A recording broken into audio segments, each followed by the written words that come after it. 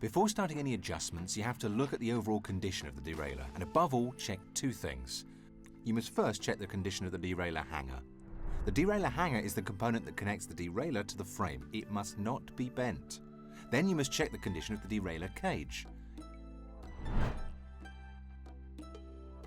The first adjustment that must be made is that of the limits to ensure the correct amplitude of the derailleur. There is the high-speed limit screw, H, for adjusting the small sprocket, and the low-speed limit screw, L, for adjusting the large sprocket. You start by adjusting the high-speed limit.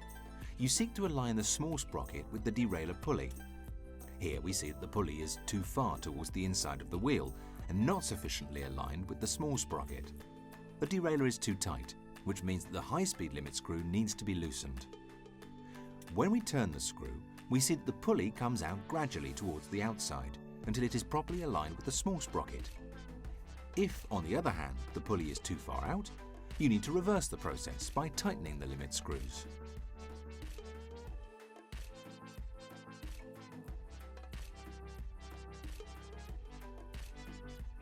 In order to adjust the low speed limit, L, you need to shift gear to the largest sprocket. When you're on the large sprocket and you try to shift up a gear using the shifter, you notice that the chain could come off because the pulley is not adequately restrained despite the pressure on the shifter. It is pulling the chain too far toward the inside of the wheel. To avoid this problem, you must gradually tighten the low speed limit screw to force the derailleur to remain properly aligned with the large sprocket. After each quarter turn of the limit screw, press the shifter a few times to check that it is no longer moving inwards and that it's moving less and less until the roller doesn't move at all.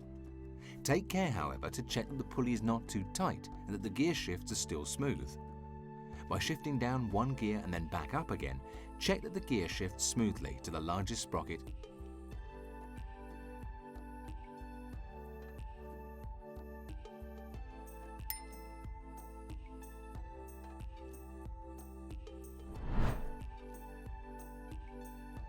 The second category of adjustment to be made is the cable tension. To carry out this adjustment, you first need to shift gears to the smallest sprocket and unscrew the screw which holds the cable. You then fully screw the tension adjuster. You then fully screw the tension adjuster located at the shifter and unscrew it by approximately 2 turns. After that, you need to tighten the cable by hand, although not to excess, and lock it with the screw. Shift gears to see if everything is working properly. If you notice that the top gear does not shift and that there is friction in the chain, or it's making a noise, it's because the derailleur is not being pulled inwards enough. In this case, you will see the chain going up to the upper sprocket and falling back down systematically. To resolve this problem, you have to make a correction with the adjuster again and unscrew it again in order to increase the tension until the alignment is perfect. Then check that the gears shift to the top of the cassette and come back down equally smoothly in a balanced way by making further corrections to the adjuster.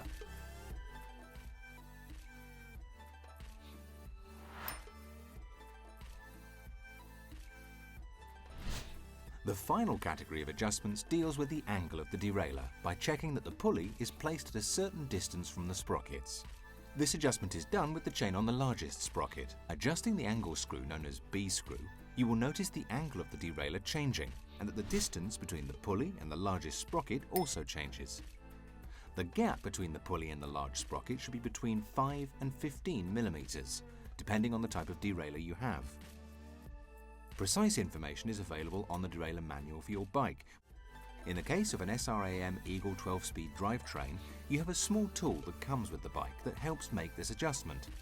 You must place the chain on the second to last sprocket and then place the tool on the largest sprocket, making sure that it's fully seated on the teeth. By turning the wheel, you bring the tool level with the pulley, and by adjusting the B screw,